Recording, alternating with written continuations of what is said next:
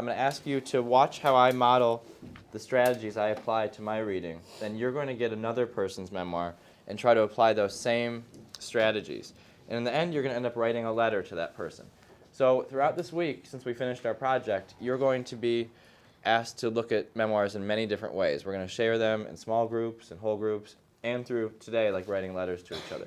So what I want you to pay special attention to is how I'm taking notes while I'm reading this based on the learning strategies that we've been talking about all semester. I'm going to ask you to do the same thing using 3 strategies. So questioning, making connections, determining importance, all those. So you have your rubric in front of you in case you want to reference that. There's a very simple structure that we advocate for each lesson. And that structure is that you begin the day with a launch, and the launch brings students into new ideas and new material that will be the focus of that day. Often a teacher will do what's called modeling. They'll literally choose a piece of information or text or a set of ideas, and they will present to the students their thinking about this set of ideas. They will think aloud for the students. They will talk through their questions about the text, how they're wondering about it, what they want to learn next, how they connect it to their own experience or their own knowledge that already exists. And they will actually give students tools for doing this kind of work as independent learners. He lives for a moment like this, but not under these circumstances. So I'm going to make another inference here. And my inference here is that he's starting to feel guilty, that he's got all these competing ideas. He was asking us to use what he had taught us in making inferences and analyzing what they were trying to read and determining importance, and to apply that to someone else's memoir. So we can learn how to, pick out those little points of a paper. I think my work with Lou and learning about the FEI has really helped me be more strategic in my teaching and think through kind of how to kind of mesh the strategies with Bloom's and really put that together in a more meaningful way. My goal today was really was to help them apply the strategies to student writing. So all year we've been focusing on how can we use these strategies during independent reading, during a group reading.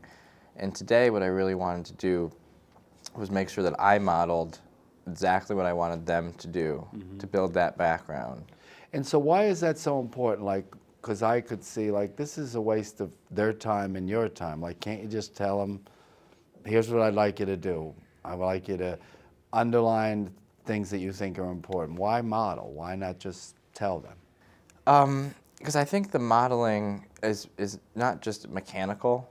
If I just told them to underline or use a highlighter, that doesn't really get at the thinking that I want them to be able to do. So if they can see me as an expert reader be able to kind of think through the way I'm reading, it really kind of helps them access the strategies in a more meaningful way, in a deeper way. He turns away before the shot is even made, as if he doesn't care anymore, as if he had found something more important than basketball.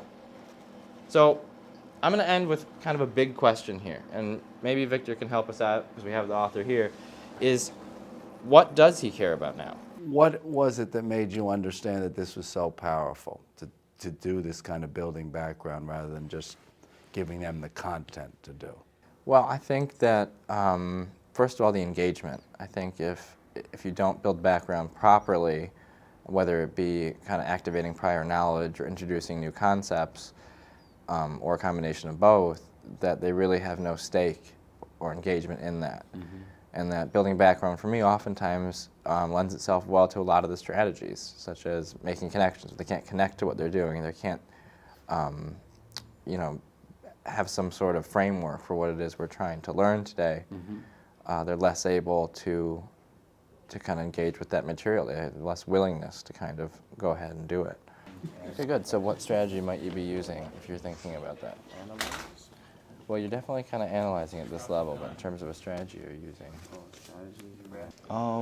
Before I learned, how to really analyze a book, I just read to read. Like, I just saw words. I didn't see what they were trying to show me. Students need background to understand information. To give them information in and of themselves doesn't make sense.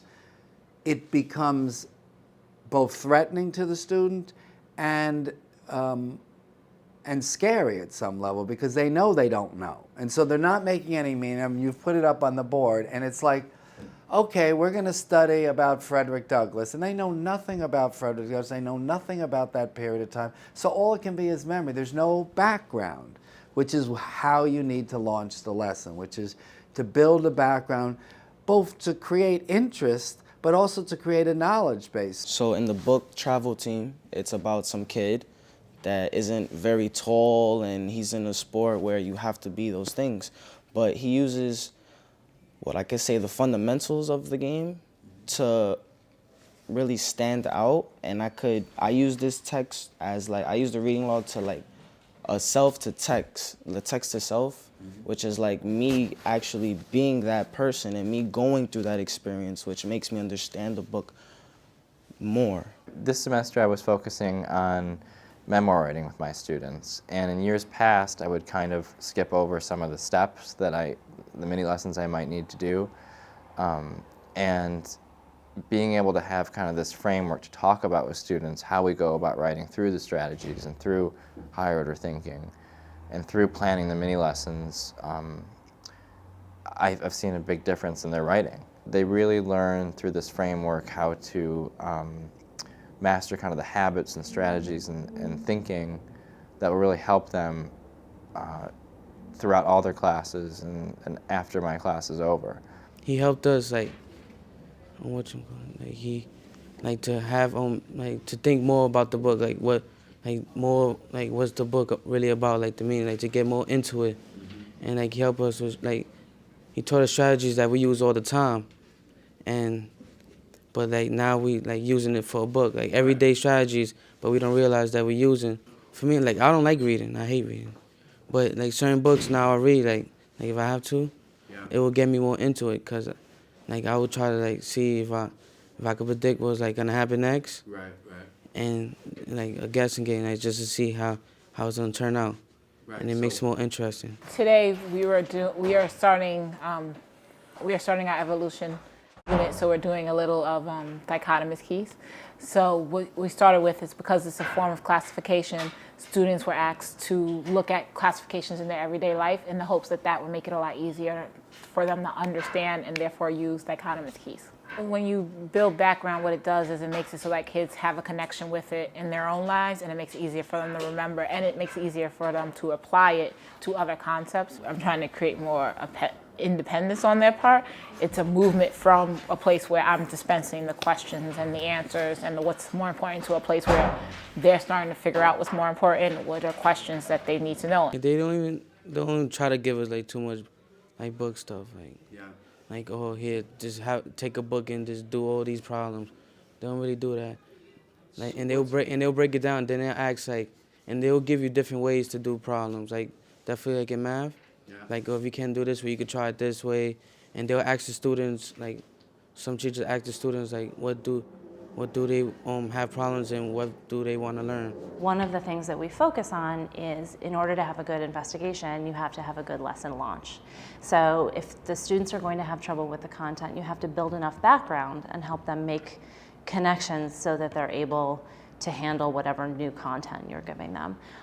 If the students are going to have trouble with directions, you need to model, or you need to provide a finished product so that they know what their finished product should look like. And the mistake I see teachers making is not to let the students help deconstruct what happened. So if I give you an example in sports, if I get up there and I show you how to hit a baseball, and we don't talk about all the things you notice for me to do a baseball, it looks great. We've seen it. God, that guy can really hit.